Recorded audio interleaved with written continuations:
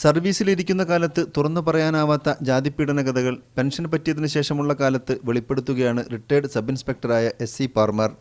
26 വർഷത്തെ സർവീസിനിടെ 32 തവണയാണ് പാർമറെ മേലുദ്യോഗസ്ഥർ സ്ഥലം മാറ്റിയത്.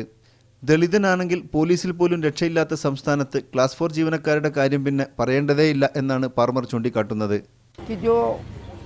क्लास 4 की जो जगह है उसको अच्छी तरह नहीं रखते हो। मेरा अनुभव है कि जो सवर्ण लोग है उसकी क्लास 4 की जो पटा वाला है उसके हाथ से जो पानी पीते में वो शर्म लगती है उसको. ദലിതന് മുടിമുറിക്കാനാവാത്ത എത്രയെങ്കിലും ഗ്രാമങ്ങൾ ഗുജറാത്തിലുണ്ട്. പക്ഷേ ഈ വിലക്ക് പോലീസ് ഉദ്യോഗസ്ഥനായിട്ടും തനിക്ക് പോലും ബാധകമായിരുന്നുവെന്ന് പാർമർ പറഞ്ഞു.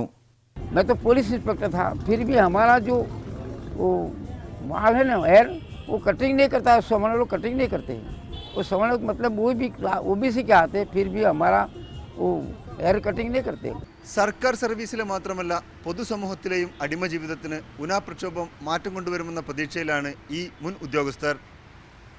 മെഹ്സാനയിൽ നിന്നും ക്യാമറ പേഴ്സൺ CP അനൂപിനോടൊപ്പം റഷീദുദ്ദീൻ, മീഡിയ 1.